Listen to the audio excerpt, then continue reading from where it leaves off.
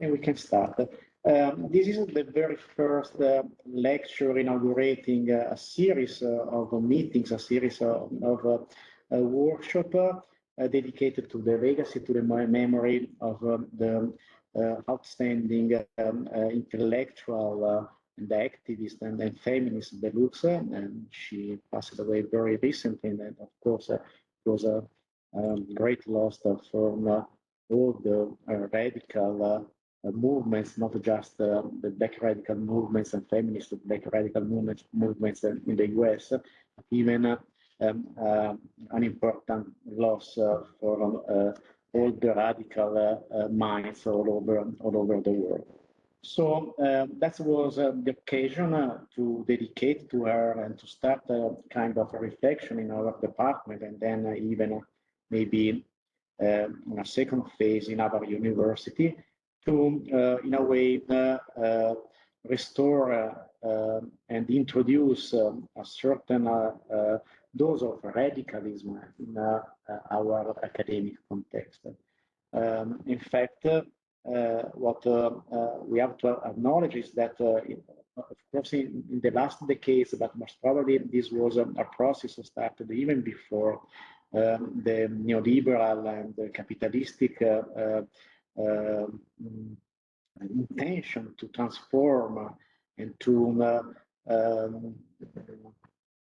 make the academy such as a sort of a secondary institution serving the industry and serving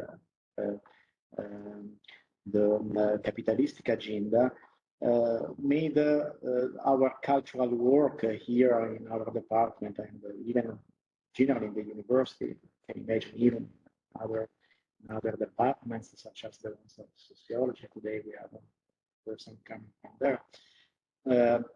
Very, very difficult. The cultural work was disappearing or was receding in the background and becoming a sort of secondary issue when we compare with the new mission of the academy nowadays in Italy, in Milan, in our context and elsewhere. It means to serve the capitalistic industry, to serve an idea of development, of better sustainable development as a way to produce and reproduce again structures of power that are feeding this capitalistic machine. So the attempt of our lecture is once again trying to bring back and to promote the Belux legacy here in our context, that is to try and giving voice to critical voices and to unearth the voices that try internally and of course even externally to fight back these capitalistic agenda, these capitalistic directions. And so one of the fil rouge of our lectures will be to take on issues and different perspectives from a decolonial and intersectional lens. Decolonial, not just in terms of making critics about the colonial heritage that is permeating our context, but even decoloniality in terms of trying to liberate our systems of knowledge from patriarchal and capitalistic perspectives, and restoring even the legacies of our indigenous thinking. If I have to think of an indigenous thinking, for example, in the system of care here in Italy, I found really enough time to find who are the pioneers or who are the people that really were promoting local and indigenous healing systems. I tried to I approached scholars such as Cesare Musatti, quite a famous psychoanalyst here in Italy, or even the important work of Franco Basaglia, a psychiatrist and social psychiatrist. But then, once again, when I approach the theories that were informing these very important activists, let me say, I didn't find really who's a real proof that I can identify as an indigenous group. The psychoanalysis is belonging, as we well know, to very Northern European tradition, and of course the psychiatry in general is permeated by Anglo-Saxon and Western, Northern European thinking. So, what about our roots? What about our indigenous thinking in the healing system? I remember, for example, a very nice conversation with one of my mentor here at the Bicocca University. He was a social psychologist, nowadays retired. And he told me, you don't have to go to the psychologist if you want to go back to the real healing systems here in Italy. Go back, for example, to our father of the Italian Republic. Go back to our intellectual that spent their life or lost their life to free the Italian nation from the Nazi and from the Nazi fascists. So go back to Antonio Gramsci, go back to a series of partisans, a series of very important activists that then were able to heal an entire nation from the consequences of centuries of domination and cultural expropriation that then led to the Italian fascism and then colonialism, and on the other side from the domination, the violence, fascist and the Nazis in the past century. So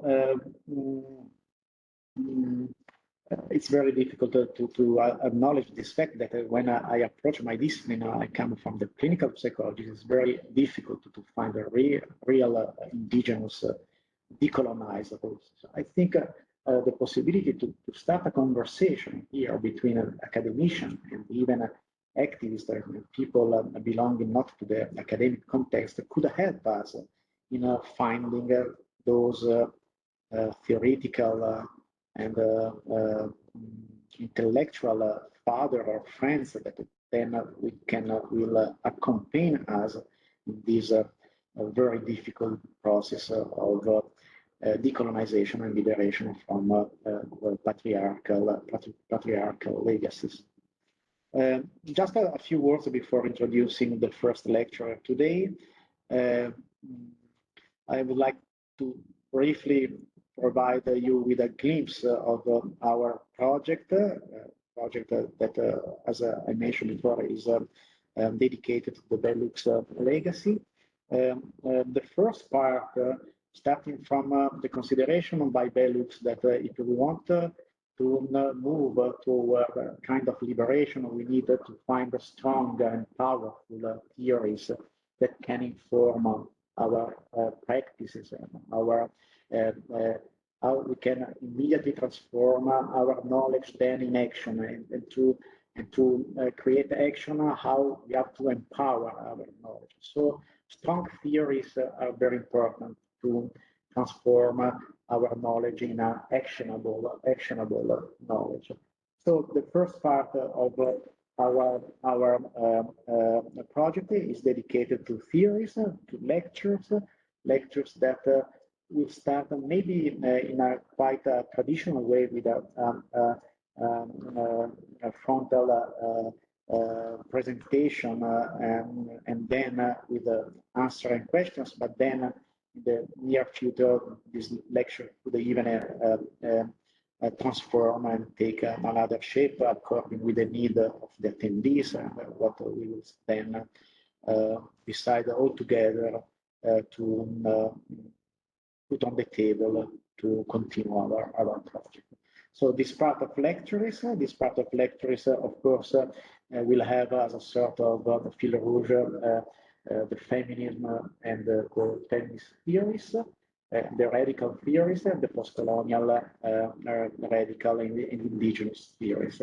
We will start off with, we didn't plan a long term, but we just planned the first series of lecture, and this will be dedicated to Black Italian feminism, Black Italian studies, as the first seminal discipline, we can say, that could lead toward conflict and liberation then. Then the second series of our lectures will be dedicated to Muslim feminist studies. We are identifying the potential lecturers, or we found already some of them, but the program is not already done. While regarding the Black Italian feminist studies, we have 4 lecturers. The first is the today lecture by Ronke Oluwadare. The title of the today lecture is Colourblindness and Otherness in the Therapy Room. Then the second lecture will be by Angelica Pesarini from the University of Toronto. Healing Words, Healing Theory, the Power of Black Feminism Epistemologies.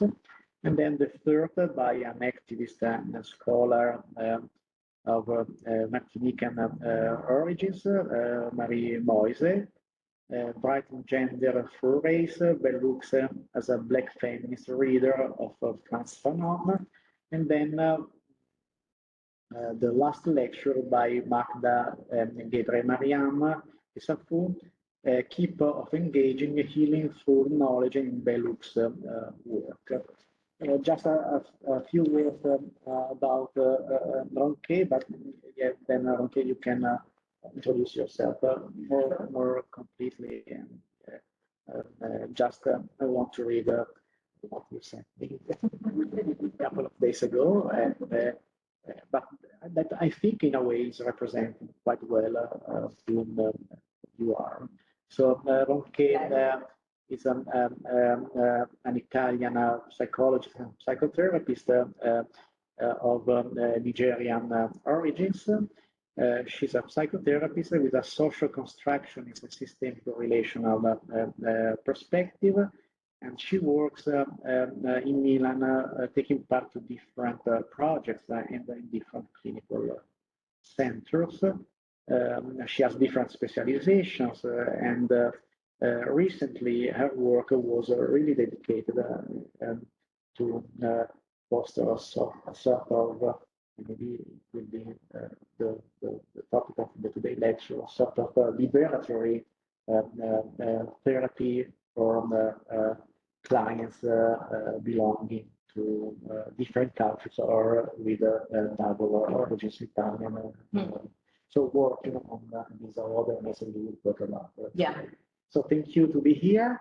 We are very happy to open with your voice our series of lecture, and very focused on Thank you, Guido.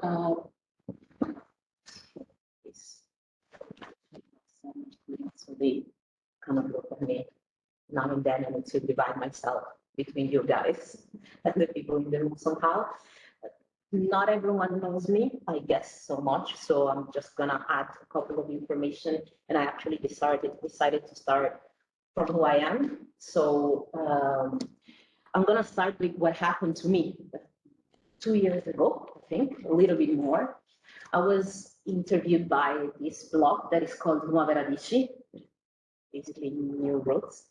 It's a blog about immigration here in Italy. They're trying to build a different narrative around this huge topic.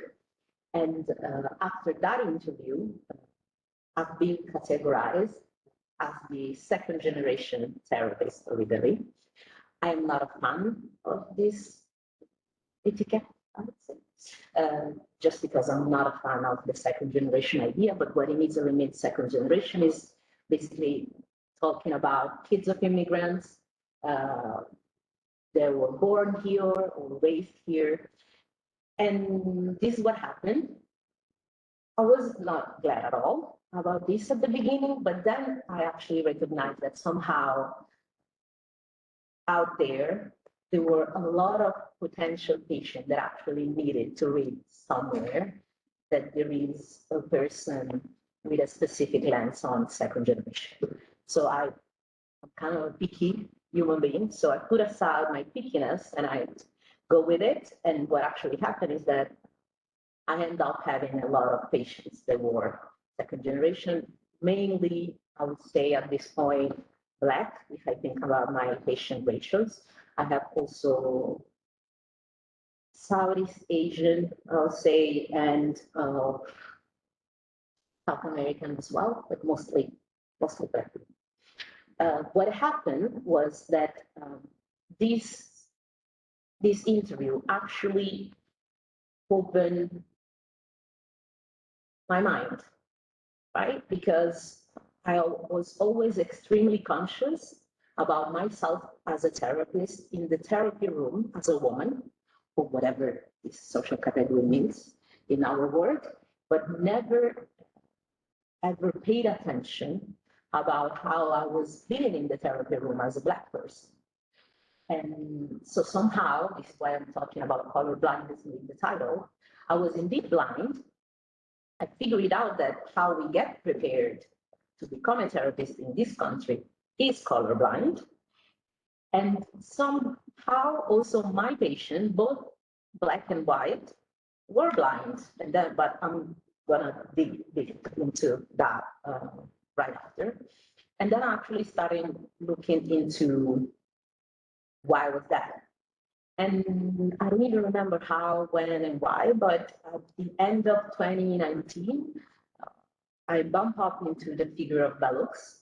And it all started about actually the episode regarding her name, right? Because she's Gloria Watkins, and she consciously decided during the university to call herself with her great grandma name to just give back something to her story, right? To her ancestor.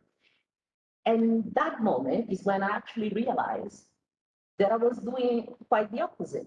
Because if I think about my first patients, I was not presenting myself with my full name, just not to bother them because it was complicated and they wouldn't remember, they would mispronounce them. And then I was like, okay, I'm gonna go with the flow and figure it out what they can remember, right? But by thinking about that, I was actually cutting out an important piece of myself. The name that is important for everyone, I think, but I guess is more important for Afro-descended people because our name and our surname actually brings with it a lot of story about ourselves, a lot of story that our parents imagined for us, right? So for me, starting to bring myself, so my full self in the therapy room was actually a revolutionary action because I was deciding to bring in a piece that I was, neglecting. And by neglecting it, I was actually kind of giving my patient the message they could do that as well. So I decided somehow to follow Balut's footsteps into bringing my own story, not especially in the therapy, because this is not what we do, but in my positioning in the room as a therapist, right? And then has all the facts and the thing that I learned with Balut's of how knowledge can actually be healing and transformative at the same time.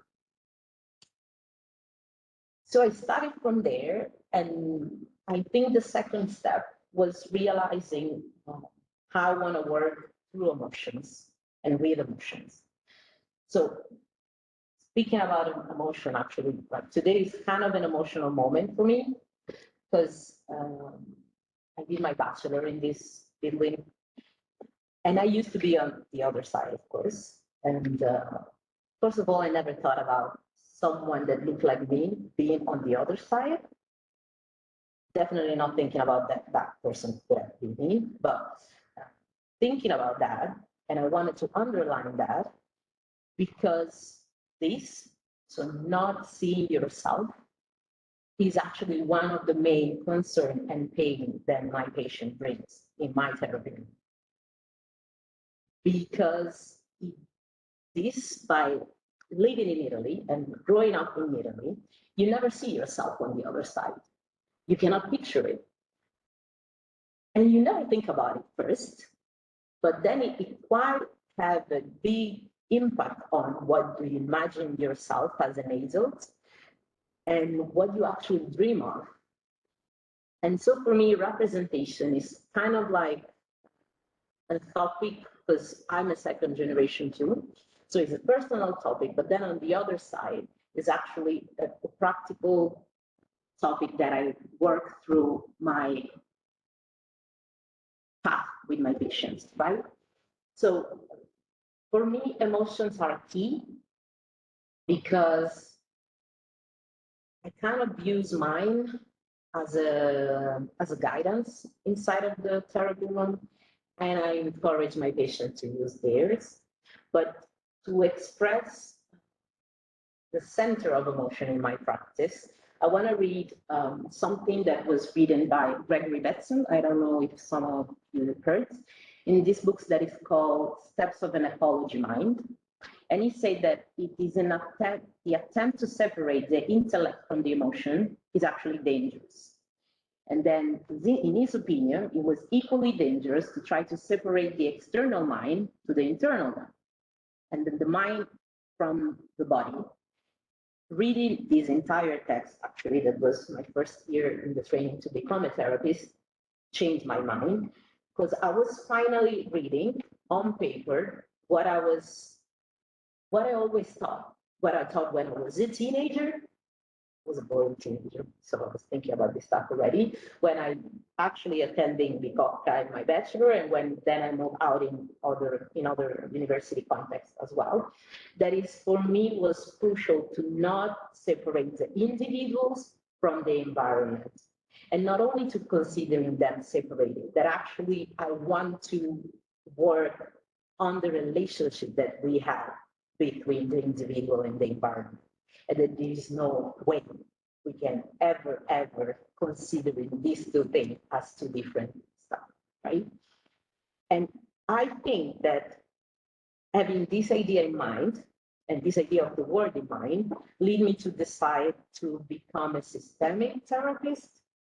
I don't know how many psychologists there are, so I'm just gonna One, two, half psychologist, okay, sociologist, half and a half. So and then there is a systemic I therapist. see Rachel. Yes, I know Rachel.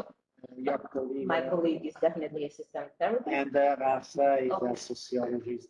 I think we look better with. Okay, so just to give you an idea, There is nobody else. what we do or what we believe as a systemic therapy is not to address people as on an individual level, but we actually focus on how people live their relationship, their interaction, how they build up their pattern, their dynamics into the relationship, and to especially deconstruct the idea that pathology is an individual matter. And actually, I discovered that everything was linked for me and how I ended up to become a systemic therapist. But what I actually found perfect regarding my background was choosing not only a systemic approach, but what has been called a social constructionism. I found a definition that is kind of perfect for me, I guess.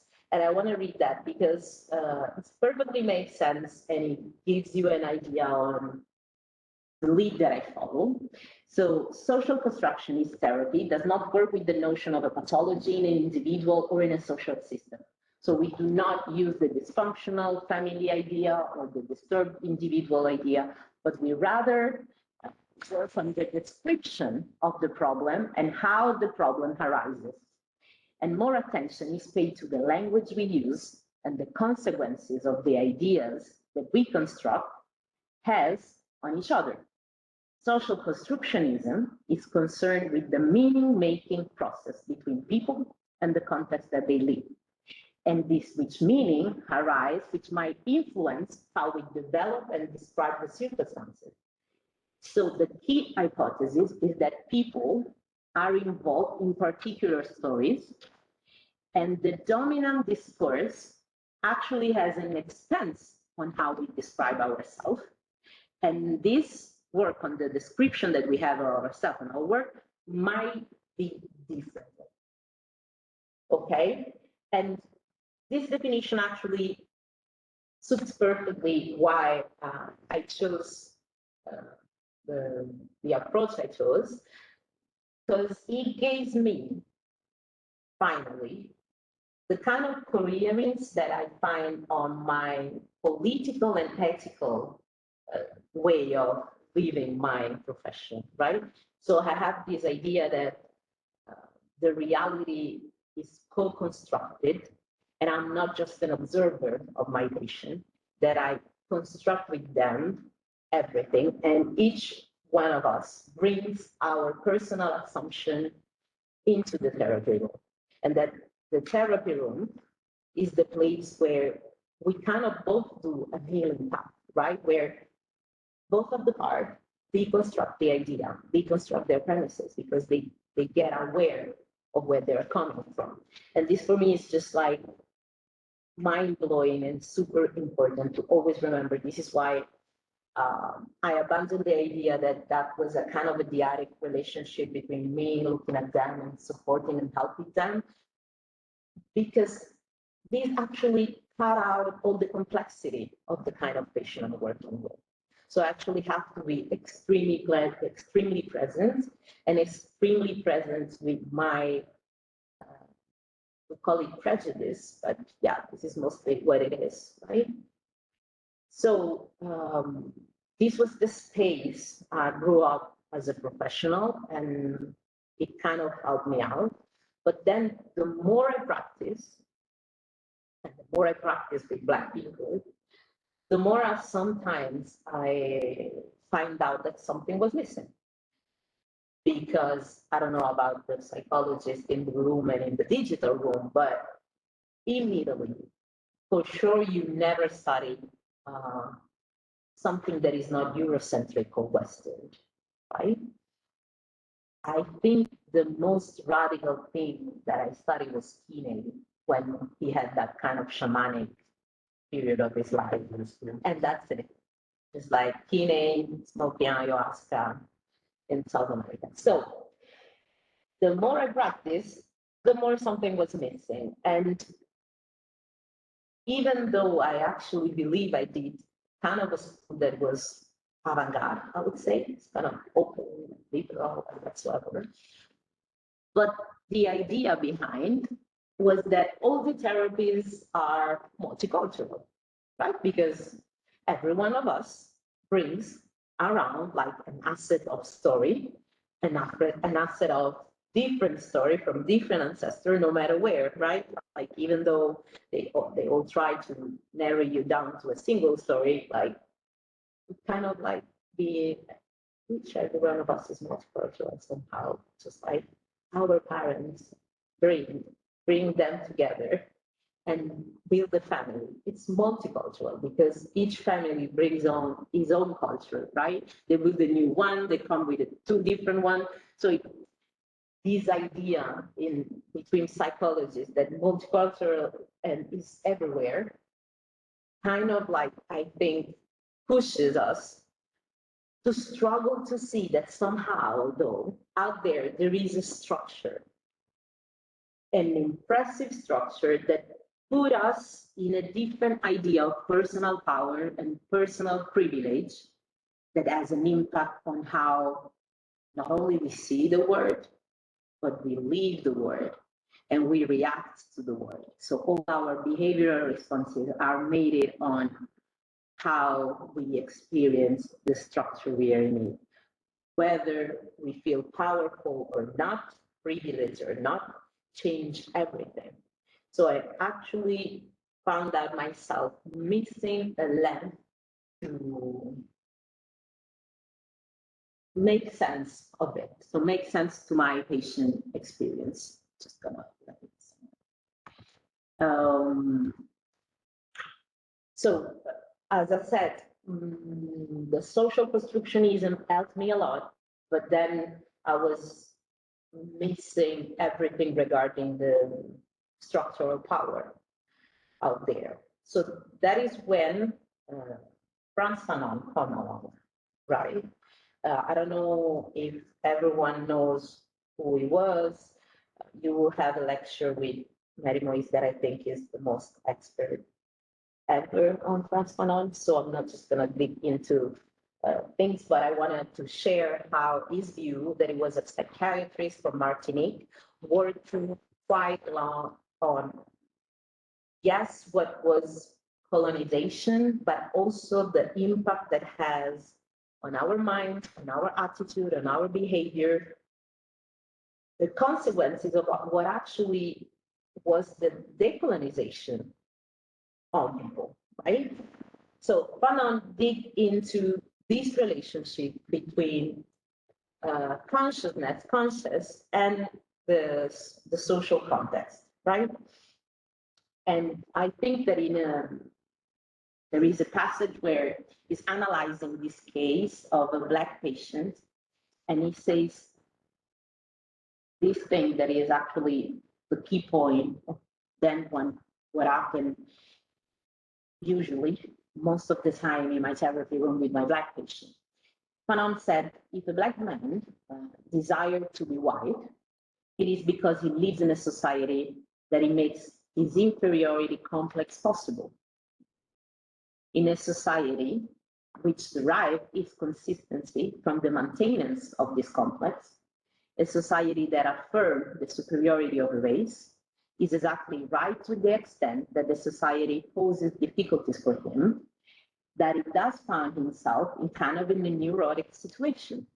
What emerges is then the need for a joint action, an individual action and a group action, he said, and to find and pushes his patient to a sense of change, but not just individual, but to a social structure change.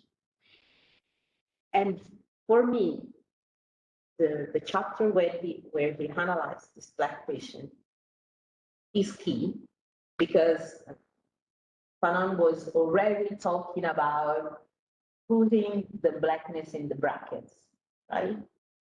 And I know that probably sounds weird for you, because like we're in 2022, and I don't think no one will ever suggest that, but it's not that far actually. So all the story of my patients from their childhood, both the parents and the teacher were actually suggesting them whenever they were facing racist, they were victim of a racist event, or they were facing discrimination, their suggestion was ignore them, be the smarter one, being the grown-up, just don't let them see you cry and whatsoever, right? And it was not a long time ago, because all of my patients are maximum 40 years old. So they were kids at least 30 years ago. So it was not that much. And Frantz Fanon is saying that putting Blackness in brackets is actually impossible, right? It is foolish to ask someone to ignore what happened to their body in the world by being Black, because the only way you can actually ignore your Blackness is by ignoring also the fact that who is looking at you sees your Blackness, and how they sees you actually brings along, as we said before, thoughts, attitude and behavior. And so people actually sees you as a threat, as someone who actually kind of like deserve the hate that we see. And for some, in some situation, actually someone that is evil. So this suggestion has an only option, the only output of putting their blackness in brackets. The only outcome out there is what we call detachment, right? Is the final alienation. And there is where we start. Like that is what happened in the therapy room when the people actually realized they were detaching themselves from their body, and they were detaching themselves from what they feel about bringing around in a white word a black body, right? So the final consequences of this idea is basically fragmentation of the consciousness. It's like there is no other option, right?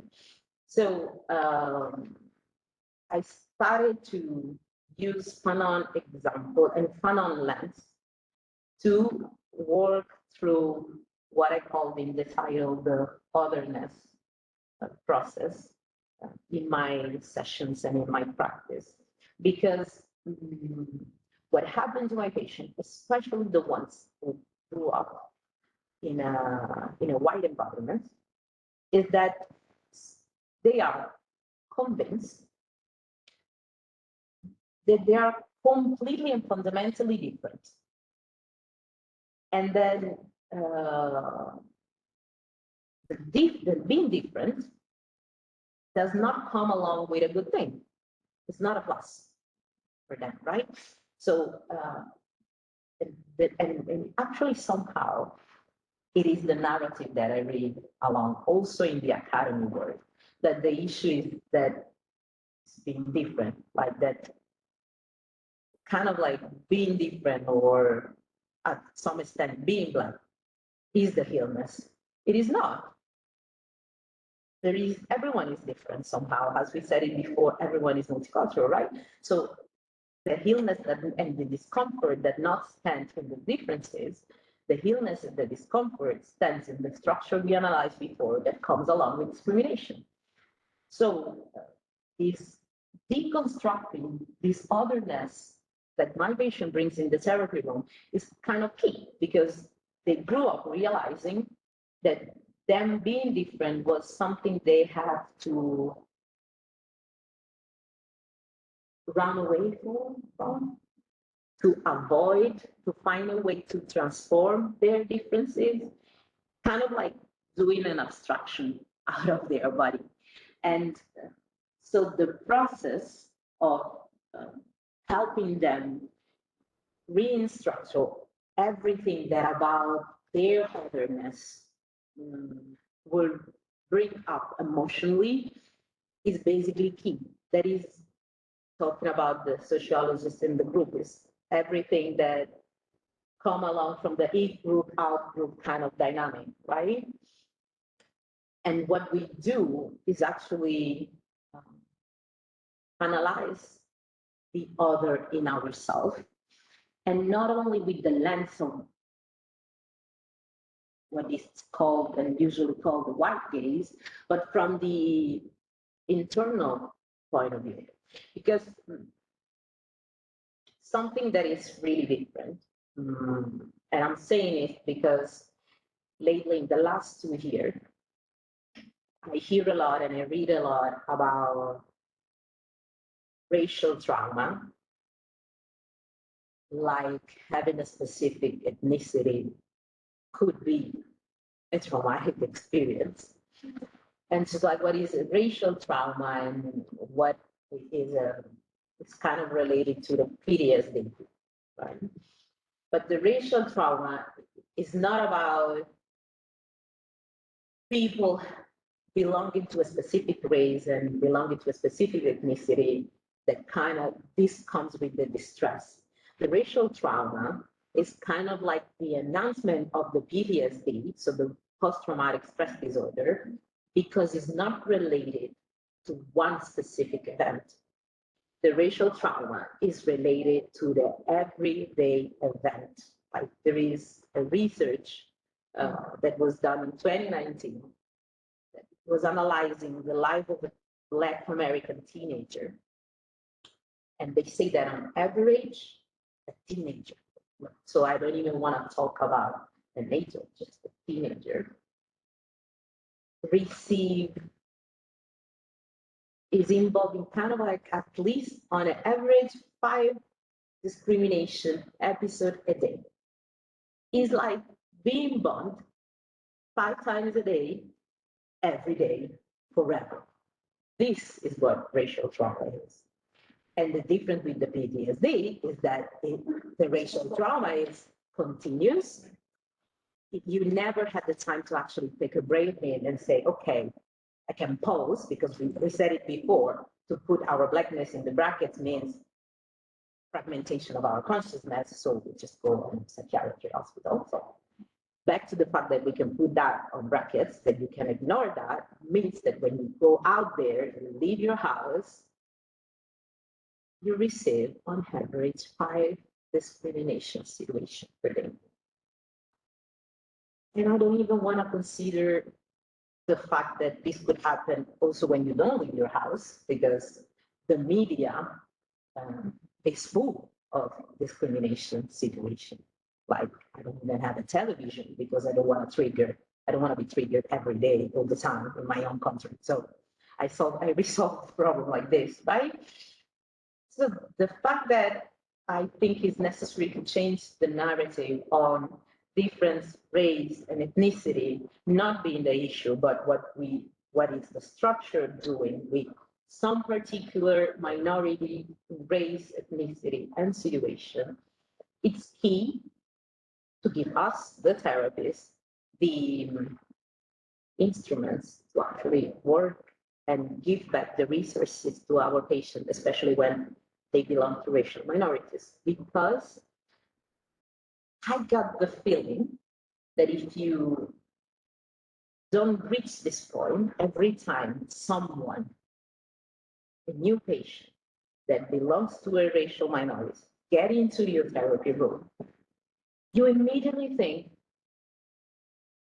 there's lack of something, like something went wrong, but there is nothing wrong about belonging to a specific ethnicity. What is wrong is what happened to them on a daily basis. But it's needed to switch the narrative and the talk. And Fanon for me was key to see that.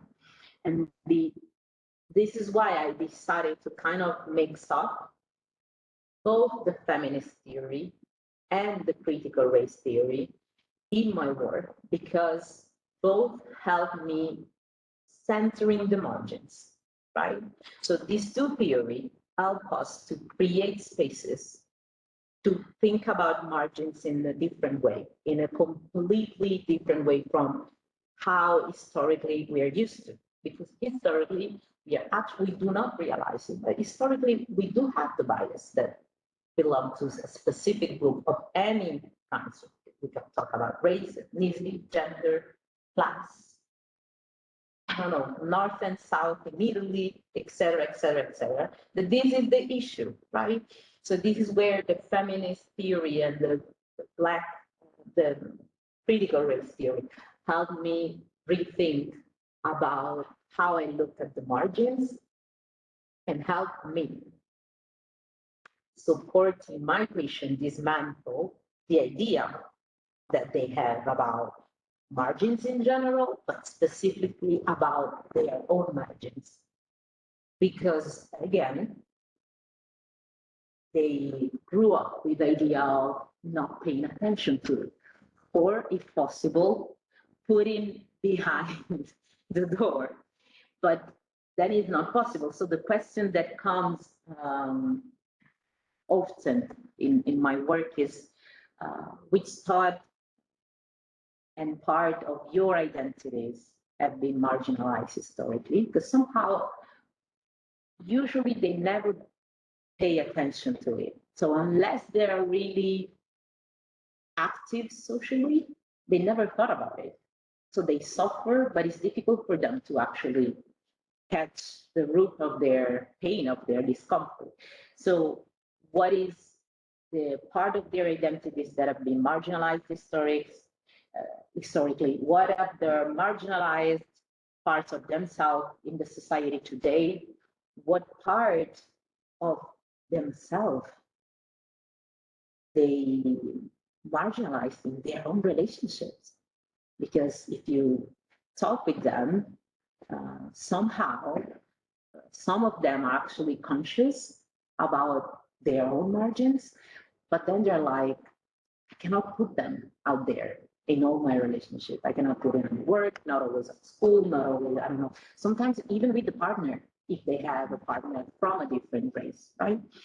So what they do inside the relationship, what part of yourself they do marginalize internally and they don't realize, what kind of thoughts and feelings they allow themselves to feel, whether they're kind of like kind to themselves, whether they're afraid, whether they hate some part of themselves, whether they want to get rid of some of their margin, and et cetera, et cetera. And then the real, let's call it transformation, happen when they can start thinking of embracing and mix up their margins in the entire identity. And actually, when they can discover, they can do something with it. And then somehow the differences they learn, they grew up learning, it was the problem. It's actually the resource, it's actually the assets, right? And margins become to be less of a threat to them and more kind of a superpower. And that is where I think one of the healing steps comes and kicks in. The other fact is that before I said, after that interview, kind of became this second generation therapist, and I somehow became the Black therapist. This happened because I noticed that my patients allow themselves to do all this work about re-centralizing their own margins inside, internally, in the relationship. They allow themselves to do this with me just because somehow they feel safer. And I'm not saying it's true, honestly, but there is something about my body. So they use my body to allow themselves to do that. And I'm saying this because at the beginning, I was like, this is not important. Like, you know, I had a therapist in the South. She's a woman, super white, blonde, blue eyes, and I still feel safe. So at the beginning, I was like, I don't think that this matter. But then the more I dig into the topic, the more I realize how much, based on our experience, we actually internalize the oppressor. And so for some of my patients, actually, a white body, on the other end, on the contrary, is dangerous. Is someone who can hurt you. So it is impossible to them to picture in themselves doing a healing path with a white body. And this never, ever, ever reached my mind before dig into this, because if you don't dig into it, you don't have an idea how much grew up in a white world has an impact on your self-esteem, on your pattern, on your relationship, on your premises, and et cetera, et cetera, et cetera. So once again, as I did with the idea of becoming the second generation therapist, I got along with the fact that people were choosing me.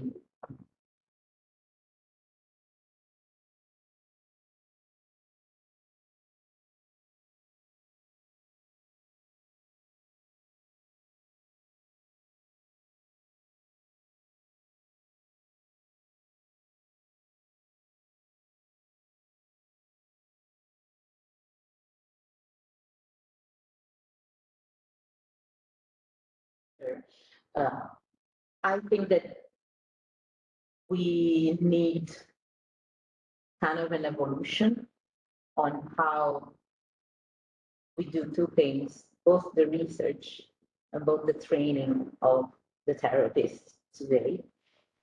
Because when we are talking about decolonizing therapy, for me, it's not just an ethical thing. Just like, it's the right thing to do. Why we have to decolonize there and decolonize there? It's not the right thing to do. For me, it's a consistent, practical need. So acknowledging that we have an Eurocentric look, and this look has an impact on how we do research and how we view mental health and how we heal people. Before Guido was talking about, I look into indigenous healing process in Italy, and I wasn't able to find anything, right? That realize that you actually see mental health with a Western lens. So we have also mental health strategy with a Eurocentric and a Western lens is needed, because we have to start realizing that this idea, this epistemology, is not suitable for all the groups. It's not suitable for all the people out there. So the sooner we get into that, the better we can do our job. And I know that here in Bicocca, you're starting doing a lot of thinking about deconstructing the epistemology. I am starting. I am doing it. I'm doing the job, okay? And it's practically, as I said before, decolonizing is a practical need for me. Not only for this that I just said, so the knowledge is also needed because we do not have the correct screening tools. So it's extremely difficult, I'm telling you, to detect. I know it is for sure in US. Of course, in Italy, we don't know because we do not track the ethnicity of people. So I don't know who is black and who is not, who is white or who is brown. We have no idea at all. But the simple example is that, for instance, tracking depression and anxiety on Black people is extremely difficult, because you always find yourself dealing with patients that are as high functionality. So you always, and I'm telling you always, can find a Black patient with a Great Depression being able to have a shower, wake up, go to work, go back, have a dinner, and that person still has a Great Depression. So decolonized therapy is needed because we do not have the right screening tools. And it works with this, but I'm telling you that it's working also for a deeper level. Like as I was saying and mentioning the research that they did lately, in that research, they also figured out that in US, the Black American kids increase, I think, of the 50% the suicidal attempts, and none of them were able to actually interact and fit in the screening for the psychiatrist condition, like none of them. So we need to decolonize because we don't have screening tools, we don't have the correct instrument, and without that, we're not handling mental health properly. And for me, it's also important to decolonize because, as I said before, my school was kind of open-minded, so we actually did a part of our preparation to being able to kind of deal with people with different backgrounds. But I don't think that is the job that we need to do. I think that in order to be a prepared therapist, the work that is needed is to figure it out and analyze, become, and starting to learn what's your relationship with the racial other. So not what you have to do and be or pretend to be when someone gets into your therapy room. This is what some school does here, better than nothing, but still not enough. What we have to do, what we have to train on is what happens inside of us when we are dealing with the racial order. And this work with race, but I do think that I think about intersectionality works with a lot of other topics as well.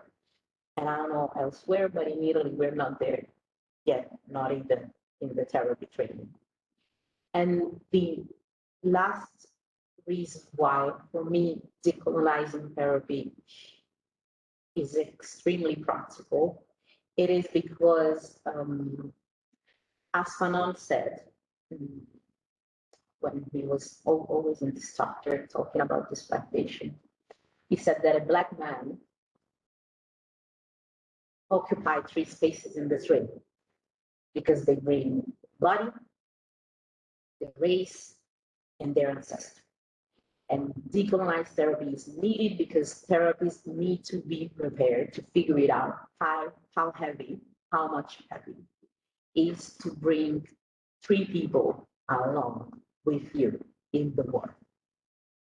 So it's not about ethical, it's about practical realizing knowledge, what's going on in your patient life.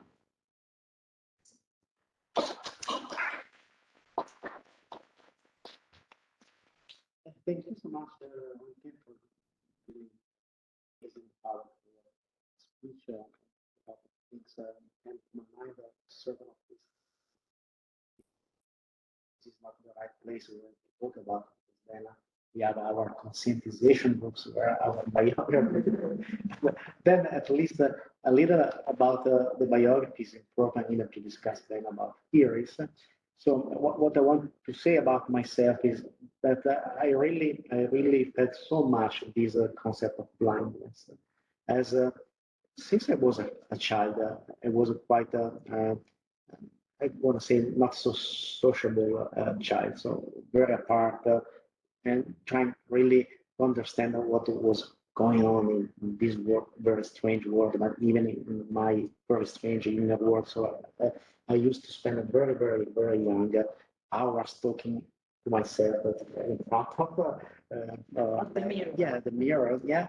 So yeah, yes. And then my personal journey was a journey really confronting always with this sense of blindness, not really painful even, I can say, even talking about this topic, the concept of blindness, nowadays I feel emotional because I think really much of myself is totally unknown. And then other interesting topics that in a way I would like you to try and bridge. You touched the topics of power in a way. You didn't mention very much this concept, but I think there is a strong tie between blindness and power.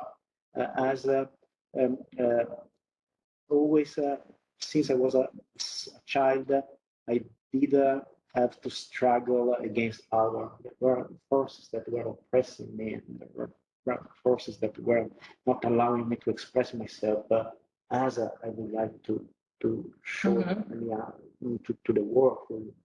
And then later, I went to the psychology, and I quite immediately I renounced to the psychology to make me more able to see my blindness. And then I went through the activism, I went through the hate parties, I went through even then the international cooperation, always confronted with this very unknown part of myself. So a continuous confrontation between this sense of oppression, internalized oppression, and then suddenly I realized that I was even an oppressor, not just an oppressed individual.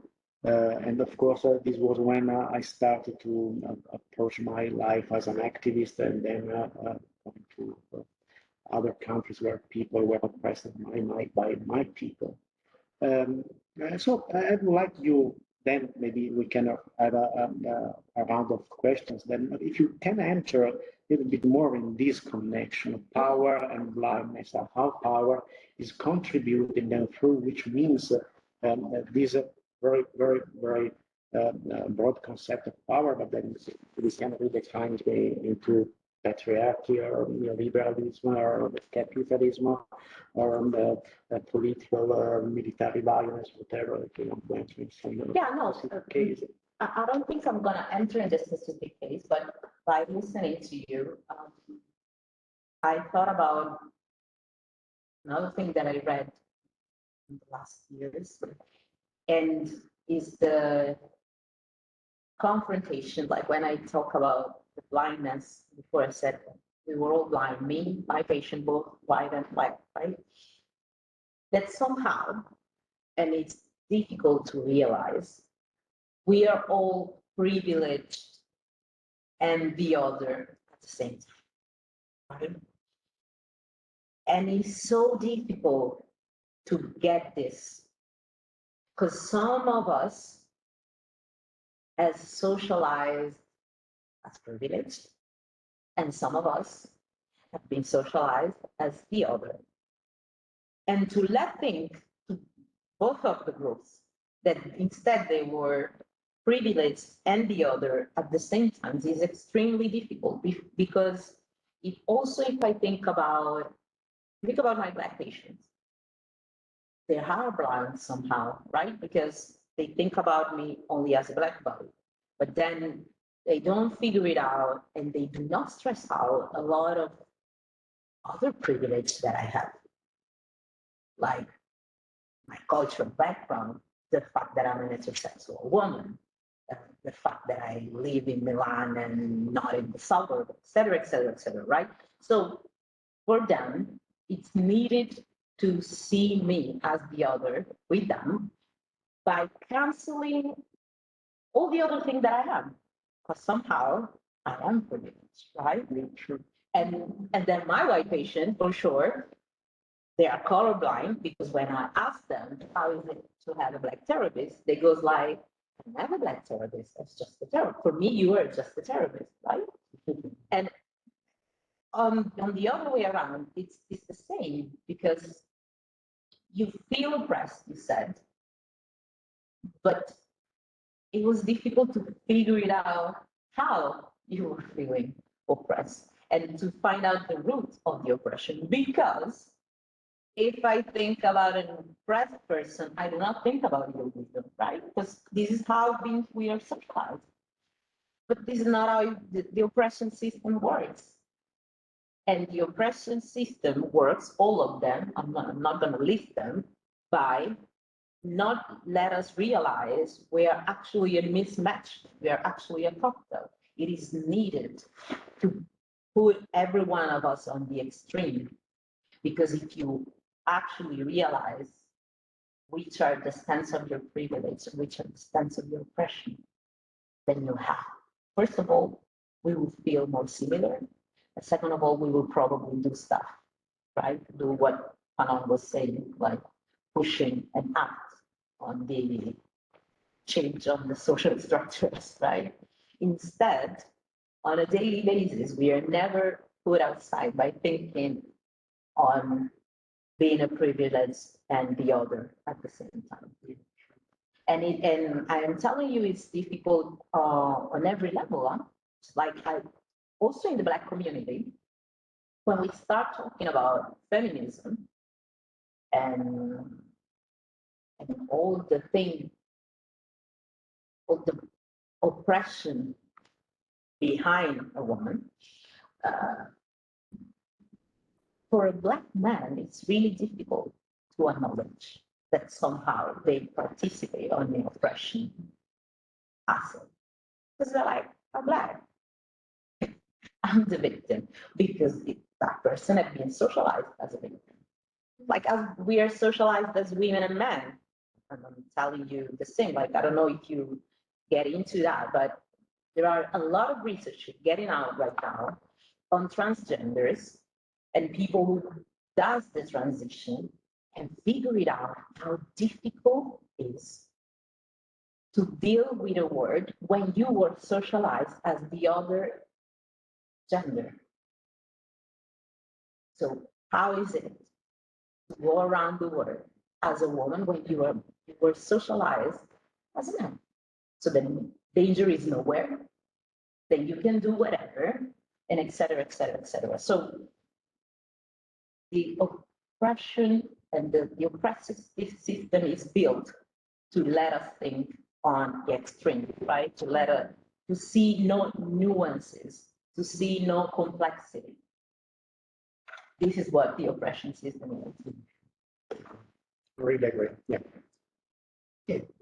Any other comments, questions?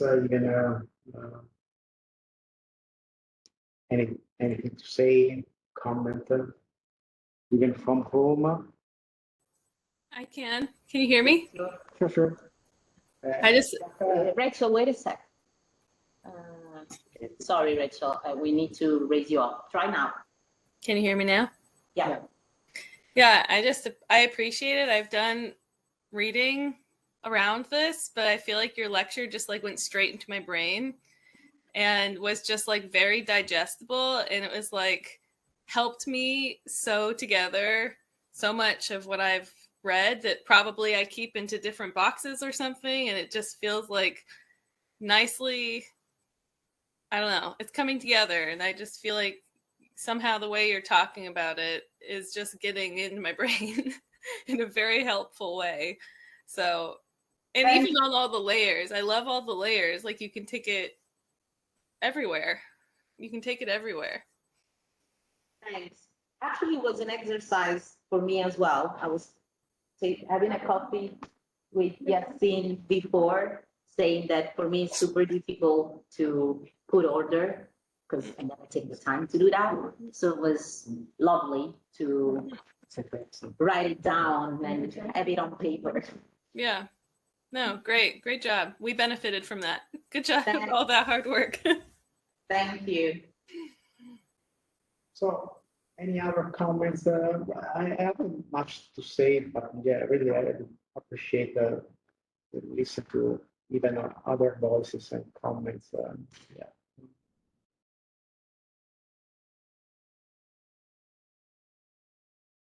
I was thinking about the last words of that you said, starting from Fanon, that brings your body, your blackness, and your ancestors. And I was thinking about how difficult it is to deal also with the past of our mother and father as the first generation of migrants, and how we perceive our blackness as historically built. So sometimes I don't know, I feel like, you start from slavery and then you think about your family history and then you feel how heavy it is to deal with all this stuff.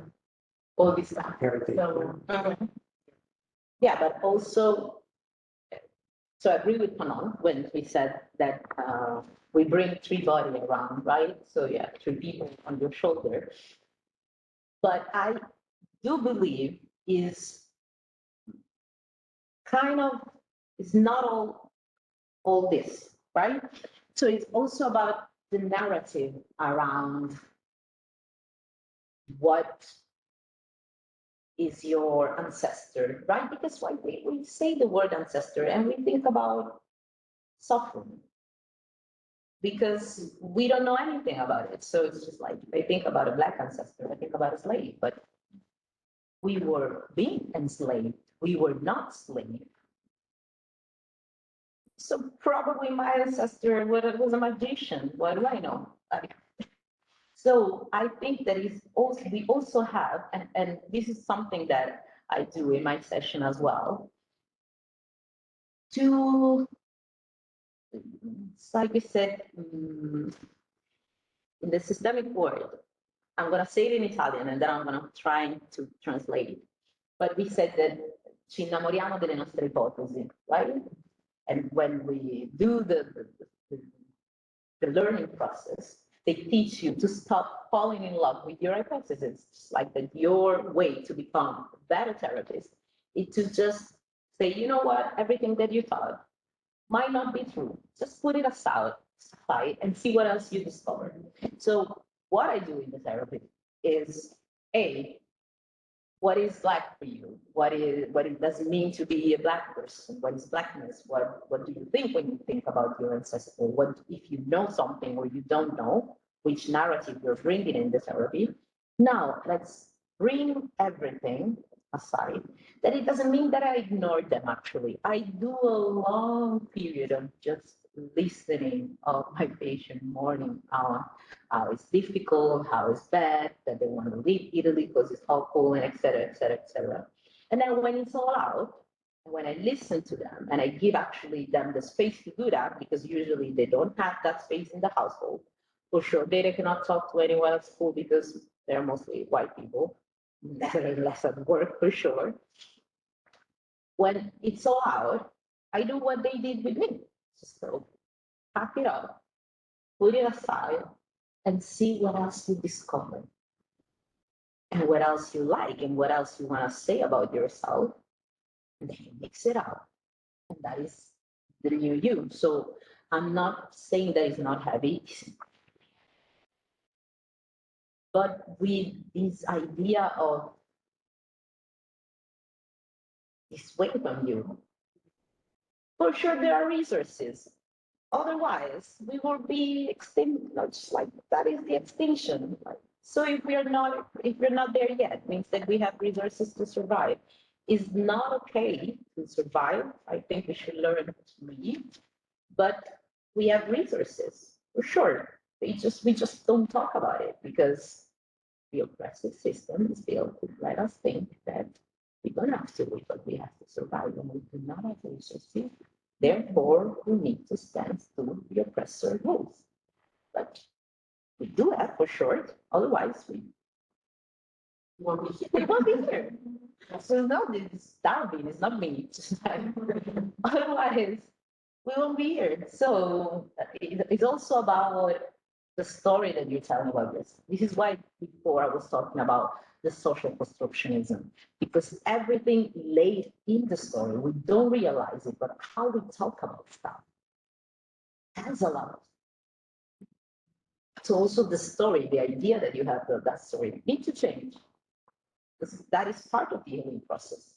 The story of the therapy itself, the story that you tell about the bad stuff that happened to you, the story of you tell about your privilege, being other, to be oppressed, to be the oppressor, and whatsoever. So yes, it's heavy. I think there is much more. Then, so those three sits are full of stuff, just not only heavy stuff. There is this important concept that I think you didn't mention, but was under the line, and it's even a part of my widow-centric journey. The fact that I always experience a certain kind of more than uncertainty, I can say fear. And then, of course, when I realized that I was not the only one in the and I was not at the margins, I was much at the center. I realized that even most probably the level of fears, let me just mention, for example, what I perceived knowing and cooperating with our friends in Palestine, in Gaza, mainly, but even in the West Bank. So I realized that my fear, the fear that most probably was part even of this shield that was separating me to my blindness, was really nothing compared with the fear a Black woman, for example, could experience daily, or a Palestinian woman could experience daily. So I think even this concept of fear and how, in a way, um, everybody is dealing daily with this fear can make us, in a way, empathize each other. If we are totally different levels of fear, I mean, I can realize it's really nothing when I enter Gaza and I talk to my friends about their daily confrontation with fear. But I think, in a way, the structures of power are making us blind, inoculating such a kind of fear. sometimes with violence, sometimes selling the narrative, you will lose your privilege. Yeah, in those and those different ways. And this fear, in a way, is separating the perpetrators and the oppressed, but then even a way making them connected with each other.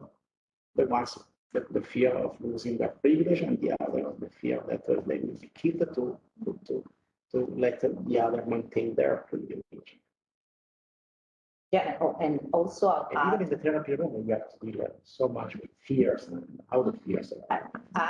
this is what I was thinking, that I wrote it down.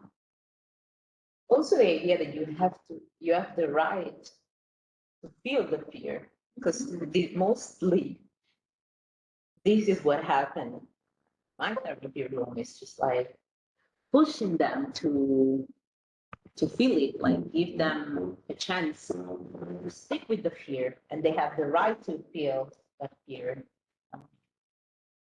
It's like also the few people that actually are a little bit more acquainted by the privileges that they have, then they feel guilt right after, because you have it, but then people close to you don't. So it's not about, okay, I'm gonna do something with it. No, I'm gonna feel super bad about myself because it's not right that I am. And so yeah, definitely space for fear. So fears as an emotional set of emotions. I don't know if we can define it as just one emotion that can divide, can separate, even connect people. Mm-hmm. Yeah. So, other questions? Other. Maybe I have one. I'm very interested in what I'm talking about. Do you have any suggestions? Yeah. I think I have a link to share. With I can share. I can share it if I have some links to send. Sure. You can.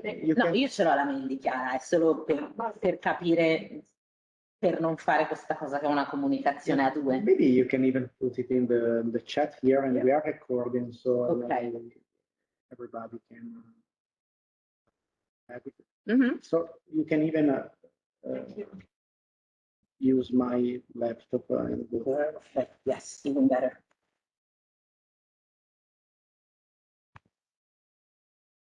Go on, we are listening to you eventually.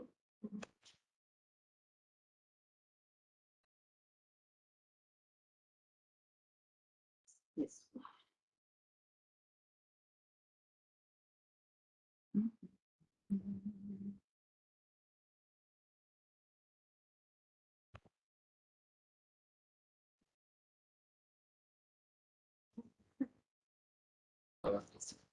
Sure.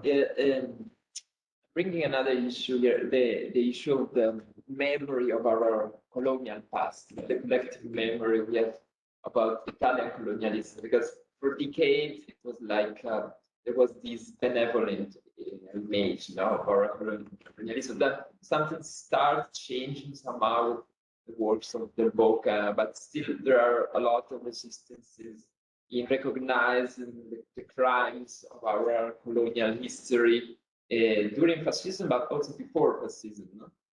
Somehow related to this, some weeks ago, our parliament,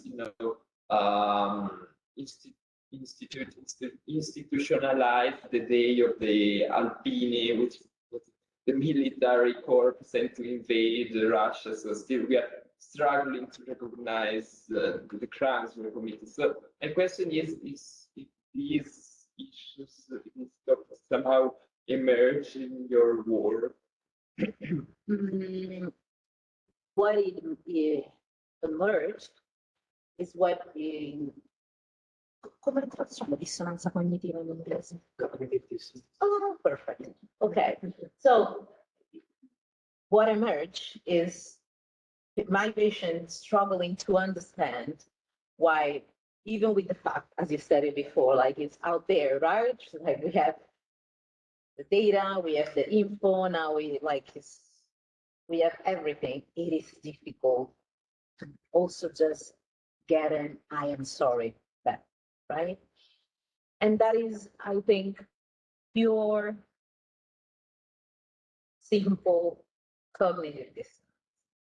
And adding to that is also because when we talk about racial trauma, we talk about the ones who actually are the victim of the discrimination, right?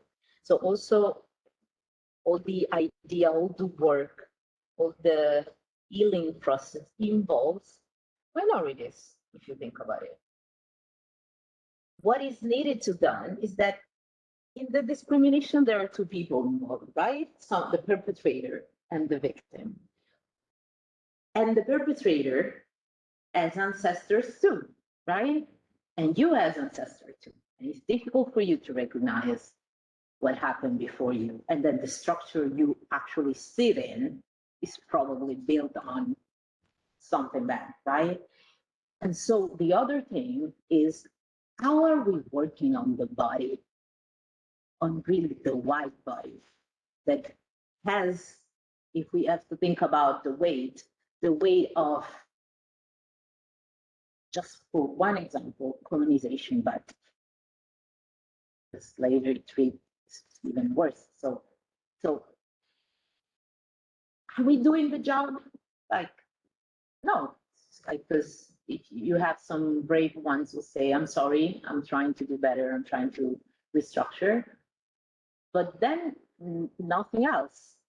So there is this book called In My Grandmother's Hands, I guess, that talk about how racism is in everybody. So it's in mine, it's in the white people too, because we said it before. Action, how we see the word, how we experience the word, get an effect on our thoughts, our reaction, our et cetera, et cetera, et cetera. So also your neuronal scripts change based on the fact that you're bringing around a white body. Though we are not taking care of that, we're just taking care about one single victims. But unless we do not take care of the perpetrator as well, so now we do not hypnotize the path of the whiteness as well. I don't think we're going to move that forward. Data are not sufficient. Our story is in our body. There is this libro quanto il corpo, il corpo accusa il colpo. I don't know the title. But this theory is about how everything is safe. So it works for me. My ancestors are safe in my body, like yours as well. So we should start thinking about that too. And the researches and the history, all the things coming out is not sufficient. You know that I had a couple of friends who are artists, and they do work on the colonial past, the Italian colonial past. And you have no idea how many people hide their colonial past in the garage. So as soon as my friends just send a message on Facebook saying, hey, we need this for research, it goes like, please, yeah, sure, come and take it out. But you don't want to deal with that. It's your great grandpa and your grandpa doing terrible things. No one wants to, have as an ancestor a terrible human being. It's like when you go at the funeral, we're all awesome people. You're like, well, the bad people are. You die. We're all nice. So it's like people are just run it and say, absolutely, like if you leave my name out, this is all yours. Do whatever. Like one of my friends actually burning things, and the people are actually even better. If destroy it all, because you don't want to look into it, but it's needed. The decolonization process is about the people who were victim, but definitely needs to be. Otherwise, we're not dismantling anything. Honestly, we're not deconstructing. We're just switching the narrative. And this is what actually people are afraid of. Like, I read this meme the other day on Instagram about US and saying why white people in US are so afraid that black people take the power. It's like being a minority a bad thing. The fear, talking about fear, is this one that we have that in Italy as well. When we hear people talking about having the white race being substituted, the fear is that you don't want to be a minority. Suppose, based on this structure, being a minority is shit. So if we want to dismantle that, we have to destroy everything, and we have to heal, not just reverse the structure, right? It's just like the same thing that happened around gender as well. So I think it's these two things, like the cognitive dissonance and the fact that white people need a healing process as well about the racism, discrimination based on ethnicity. But then it's just like weird just to listen at it if you think about it. Because it's hard, right? Because once again, the extreme, bad or good. So get away from that. It's like now I have to help the bad people heal from something they caused. Like it is difficult to say. Like for in the psychology work, it's so difficult to talk about violence toward men in the household because men are the perpetrators. So it's super complicated for them to get a psychologist, get dinner, to go to the police, and it's like because we have to take everything, put it aside, and try a new thing.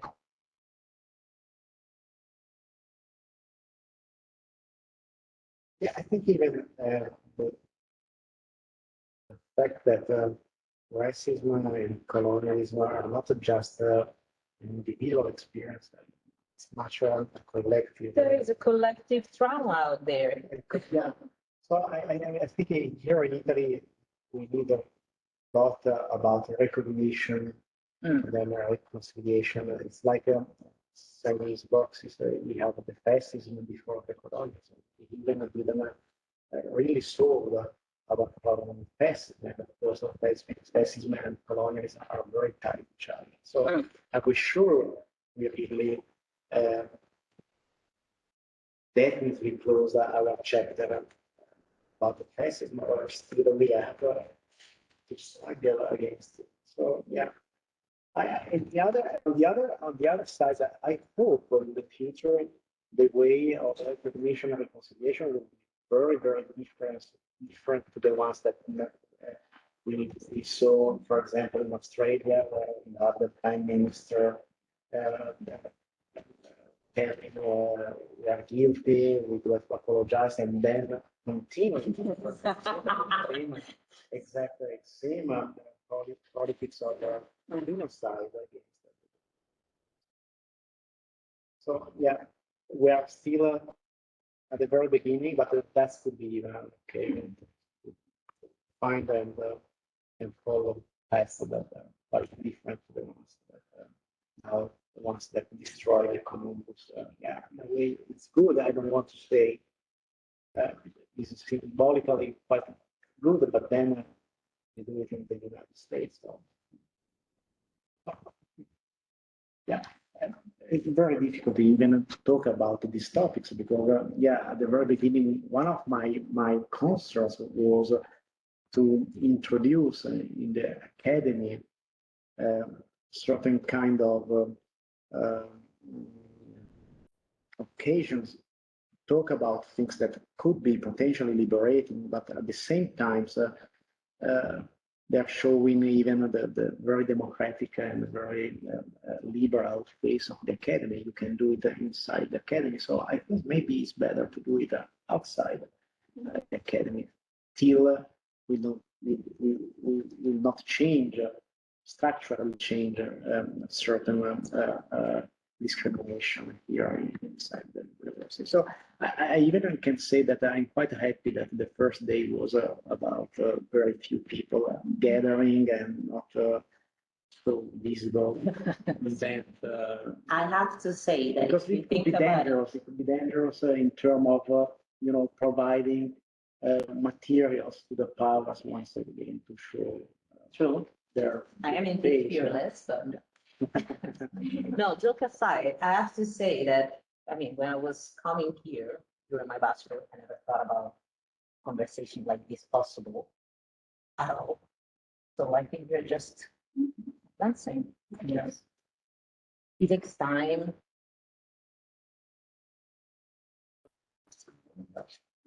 Yeah, we are at the very beginning. Let's Exactly. We are at the beginning. ask Also, the link. if anybody want to add some comment. Asha, Rassa, Murphy, Rachel, if you have anything more to add, anything to say, and to comment or ask. You are the most welcome.